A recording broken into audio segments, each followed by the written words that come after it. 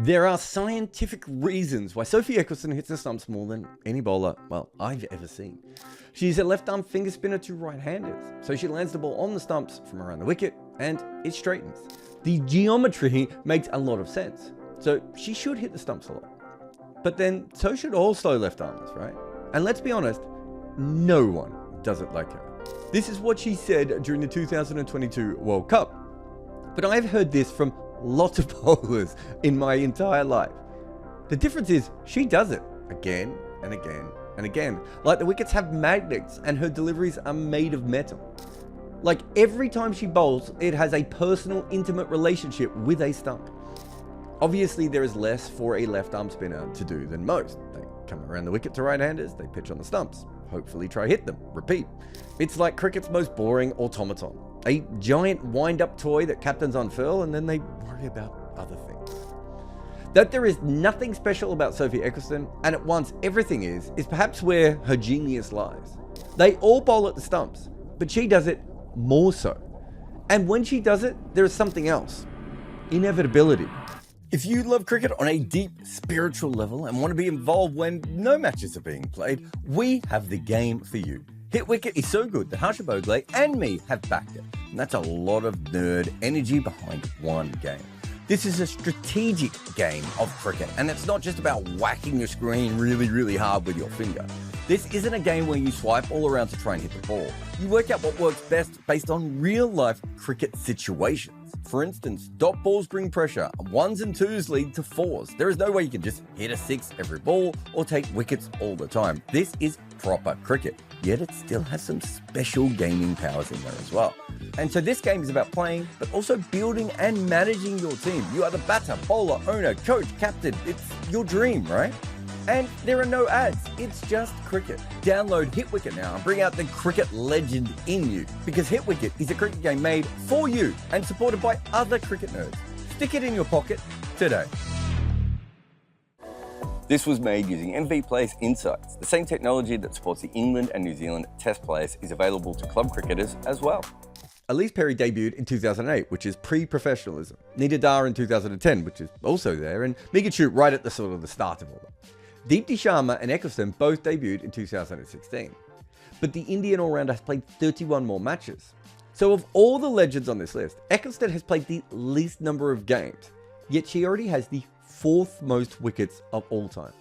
Like many English cricketers, she collects a lot of counting stats, but the sheer speed here catches you off guard.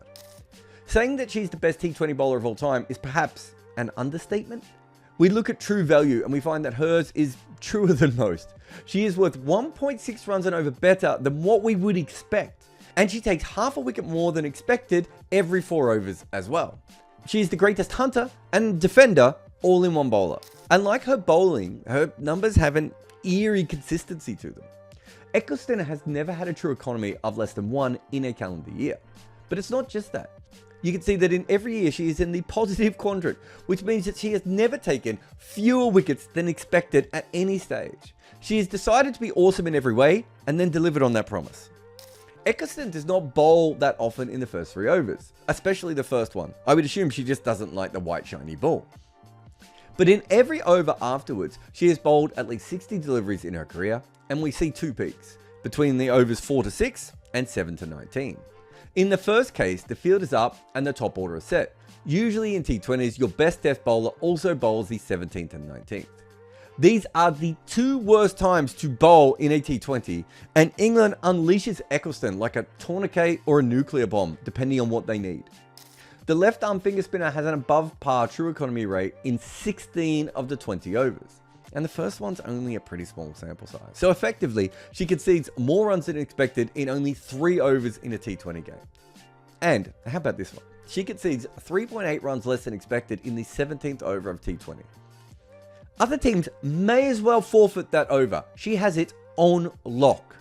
In phases, we can notice that she's outstanding in the death overs, very good in the middle, and relatively just good in the power play. But again, a plus bowler on all of our metrics.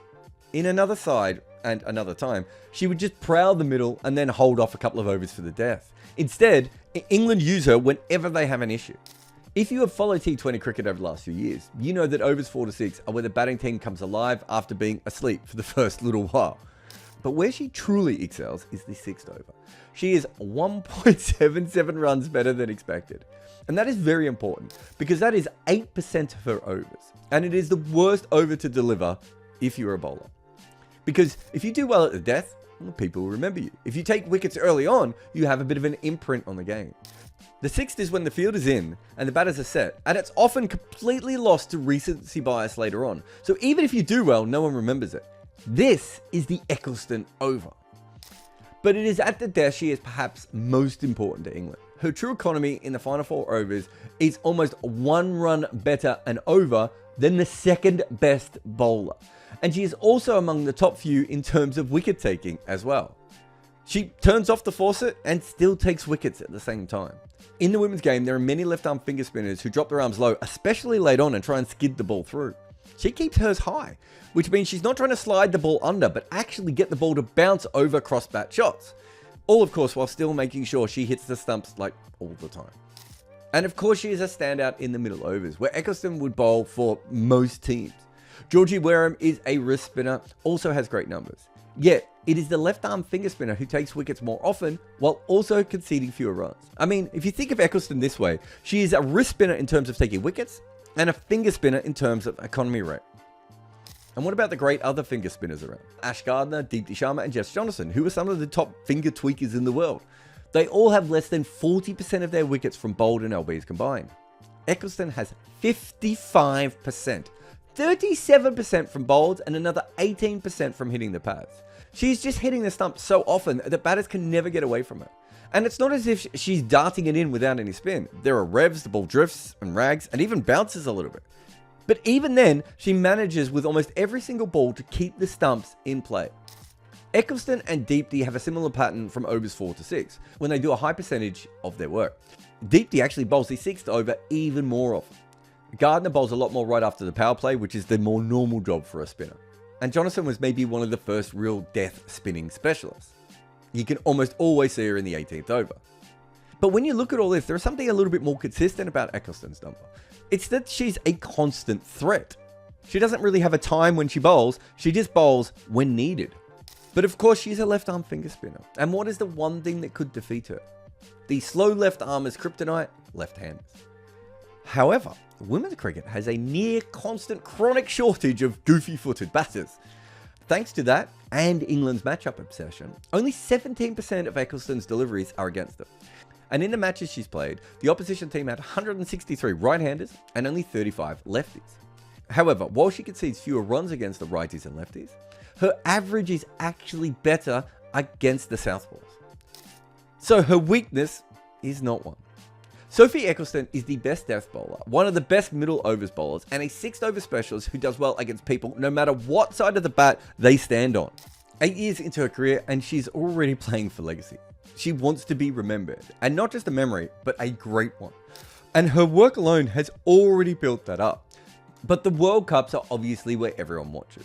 She could be great on a Tuesday Arvo in Bristol, but this matters more.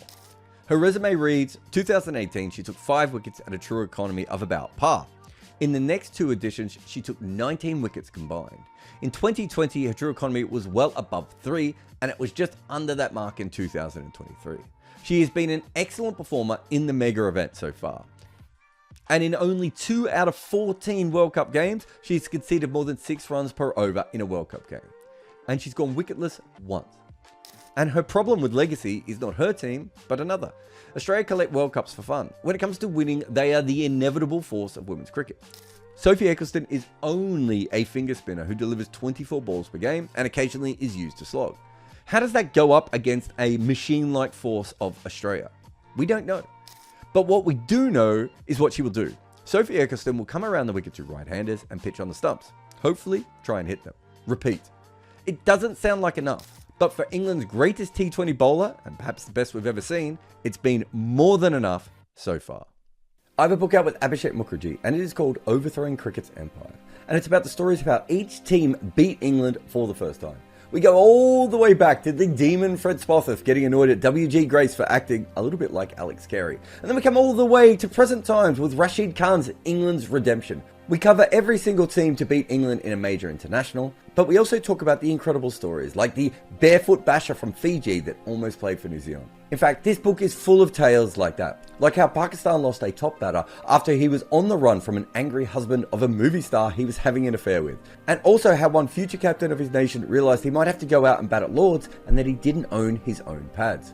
Cricket was used as a tool by the Empire, but what happens when those nations grow up and get good at it? Find Overthrowing Cricket's Empire on Amazon today.